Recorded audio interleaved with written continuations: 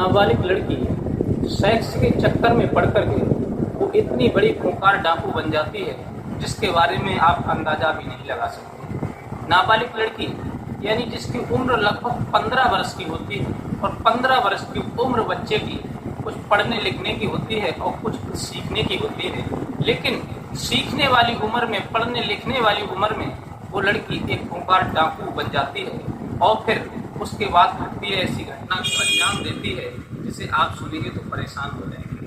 नमस्कार, मैं हूँ रितेश कुमार। स्वागत है एक बार फिर आप सभी दर्शकों का सच्ची घटना चैनल में। साथियों, ये घटना है मध्य प्रदेश के चित्रकूट के एक छोटे से गांव की, जहां पर एक होरीलाल पटेल नाम का व्यक्ति रहता था, जिसके घर में एक नहीं बल्कि 4 लड़कियां थी और 4 लड़कियों में सबसे छोटी वाली जो लड़की थी जिसका नाम साधना पटेल था। साधना पटेल एक खूंखार डाकू बन जाती है और वो कैसे बनती है? वो केवल अपने पिता की वजह से बन जाती है, क्योंकि बच्चा जिस चीज को देखता है उसी चीज को ग्रहण करता है। बच्चे के सामने अगर कोई भी कार्य करोगे तो बच्चा भी उसी कार्य को करने का प्रयास करता है, क्योंकि होरीलाल पटेल जो थे वो डाकू से कुछ ज्यादा संपर्क रखते थे। उनके घर पे डाकू आया जाया करते थे, चाय पानी किया करते थे, रुकते थे और उसके बाद चले जाते थे। एक दिन की बात है, डाकू अपने अपने औजार लिए होरीलाल के पास बैठे हुए बातें कर रहे थे, चाय पानी कर रहे थे। उधर से साधना पटेल जो थी वो उनकी लड़की होरीलाल की आई और उसने जब डाकू की बंदूक को देखा तो वो उस बंदूक को उठा करके देखने लगी और उनसे पूछने लगी कि ये चलती कैसे है चाचा जी, इसे मुझे चला करके दिखाओ, इसमें दाना कैसे पड़ता है, कैसे करके निशाना लगाया जाता है, कैसे करके लोगों को मारा जाता है।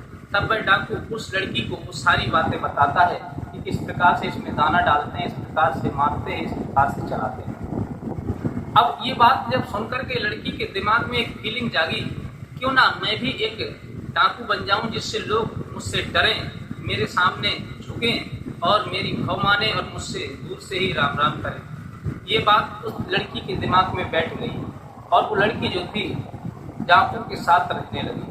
डाकुओं के संग में जब जाती है तो उसे सेक्स का चस्का लग जाता है, क्योंकि वो डाकुओं के साथ रहती है, खाती है, सोती है। तब डाकू से उसका प्रेम प्रसंग हो जाता है, शारीरिक संबंध बनने लगते हैं। 17 साल की अवस्था में पहुंच जाती है, 2 सालें उसके लिए हो जाती हैं डाकुओं के बीच में रहते हुए। घर वाले जब देखते हैं कि ये लड़की तो बहुत ज्यादा गलत रास्ते पर जा रही है और इसलिए इसका विवाह कर देना चाहिए, तब वह लड़की जो होती है चिल्ली नाम का जो डाकू होता है उसके साथ प्रेम प्रसंग बनाती है, उसके साथ रहती है, खाती है, सोती है। तब घर वालों ने इसकी स्थिति को देखते हुए इसका एक जगह विवाह कर दिया और विवाह करने के बाद में ये 6 महीने तक तो अपने ससुराल में सही तरीके से रही थी, लेकिन 6 महीने के बाद में ये लड़की जो थी अपने पति से तलाक ले लेती है और इसके अंदर जो था वो डाकू बनने का जुनून जागा हुआ था कि मैं कब डाकू बनूं और कब लोग मुझसे डरें। ये इसके अंदर बैठा हुआ था। इसके दिमाग में यही चल रहा था कि कौन सा दिन होगा जब लोग मुझसे भाव मानेंगे। तब ये अपने घर वालों की बात मान करके शादी तो कर लेती है, लेकिन पति से तलाक लेने के बाद में घर वाले इसे इसकी बुआ के घर भेज देते हैं। लेकिन चिल्ली नाम का जो डाकू था जिसके इस लड़की से प्रेम प्रसंग थे, वो चिल्ली नाम का जो डाकू था वो इसकी बुआ से भी प्रेम प्रसंग रखता था।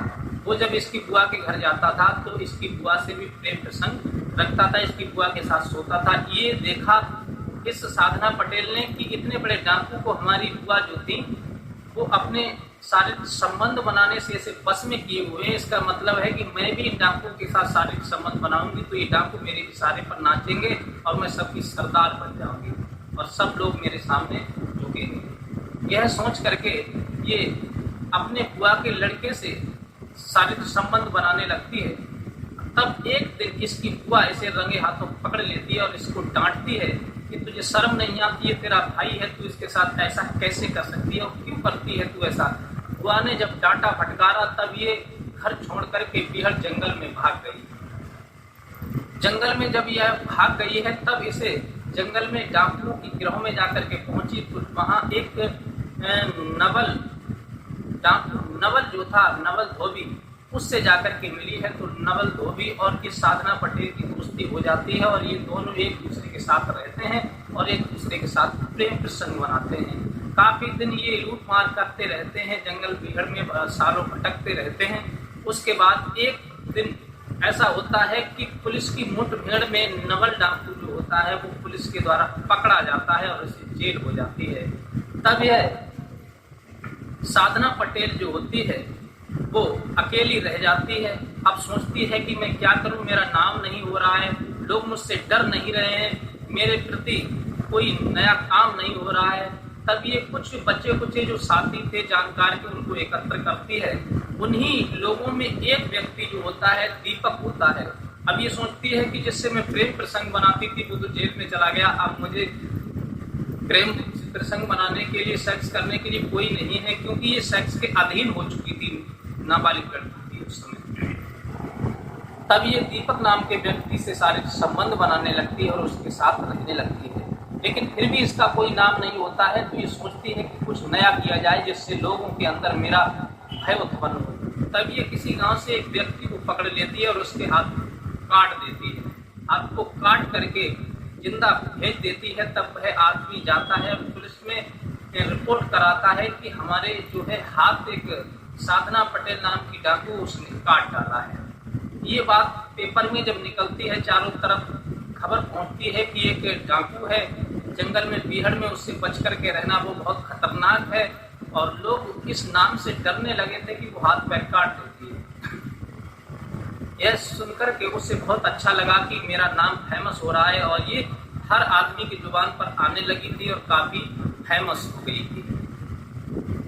काफी फेमस होने के बाद में उसी जंगल में एक और महिला कोई थी, वो इससे भी बड़ी डाकू थी, उसका ज्यादा बोलबाला था, लोग उससे ज्यादा डरते थे, उसकी ज्यादा मानते थे। तब इसने सोचा कि अब हमारी दाल गलने वाली नहीं है, इसलिए अब रास्ते ये छोड़ देना चाहिए, इस रास्ते पर कुछ नहीं है।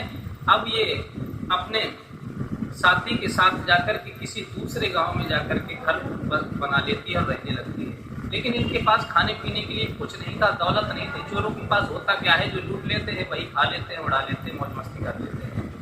जब इनके पास कुछ नहीं, खाने के लिए लाले हो गए, परेशान रहने लगे, तो इसने सोचा कि अब हमारे पास खाने को कुछ नहीं है, काम को जानते नहीं है, दौलत है नहीं, अब क्या करें। ये फिर से लूट मार करने लगते हैं और फिर से ये चोरी डकैती करने लगते हैं। तब ये साधना पटेल जो होती है गांव में से एक लड़के को उठा लेती है, एक लड़के को उठा लेती है जिसका नाम छोटू होता है। छोटू को अपने साथ उठा करके ले जाती है। चारों तरफ ये शोर हो जाता है कि छोटू का अपहरण हो गया, छोटू को बदमाश उठा करके ले गए। लेकिन साधना पटेल उसे अपने प्रेम जाल में फंसा लेती है छोटू के लिए और उसके साथ प्रेम प्रसंग बनाती है। और प्रेम प्रसंग बनाते बनाते फिर लूटपाट करते हैं, चारों तरफ लूटपाट करते हैं, मौज मस्ती करते हैं। अब वो छोटू के साथ रहती है, शादी करती है। लेकिन एक दिन की बात है कि सपना जिला जहाँ मजमा थाना पुलिस जो थी एक दिन साधना पटेल के पीछे पड़ जाती है इसे गिरफ्तार करने के लिए, क्योंकि चारों तरफ ज्यादा लोग परेशान थे, इससे ज्यादा बोलबाला इसका हो गया था। तब मजमा थाना पुलिस इसके पीछे पड़ जाती है और कड़ियल मोड़ के पास जंगल में मुठभेड़ हो जाती है और मुठभेड़ में पुलिस साधना पटेल को गिरफ्तार कर लेती है और गिरफ्तार करने के बाद में इसके साथियों को इसको गिरफ्तार करके जेल भेज देती है। और उसके बाद में इसकी कहानी वहीं पर रुक जाती है और उसके बाद ये साधना पटेल जमानत पे बाहर तो आ गई है, लेकिन अब आगे क्या करने वाली है ये कुछ कहा नहीं जा सकता। तो दोस्तों ऐसी ऐसी घटनाएं वारदात हो जाते हैं कि लोग जो उम्र उनकी सीखने की होती है, जो कुछ करने की होती है, तो रास्ते को छोड़ करके गलत रास्ते पर पहुंच जाते हैं और सारे जीवन उन्हें पछताना पड़ता है, सारे जीवन उन्हें रोना पड़ता है और कुछ हाथ नहीं लगता। इसलिए नाबालिग लड़के को या लड़की को कभी भी गलत रास्ते पर ना जाने दें, क्योंकि जो भी बच्चे होते हैं वो जिस चीज को देखते हैं उसी की तरफ ढल जाते हैं। इसलिए हमेशा बच्चों को गलत संगत से दूर रखें। ऐसी ऐसी घटनाएं पहले हुआ करती थी, अब तो डाकुओं का बोलबाला ही नहीं है। अब तो जमाना बदल गया है। पहले डाकुओं का बोलबाला बहुत हुआ करता था, लोग डाकुओं से डरते थे और डाकू आज इंसान किसी से नहीं डरता। पहले सबसे ज़्यादा डर लोगों को डाकुओं का था, लेकिन आज तो समय बदल चुका है, आज कोई किसी से नहीं डरता। तो मिलते हैं किसी इसी प्रकार की सच्ची घटना के साथ, तब तक के लिए नमस्कार।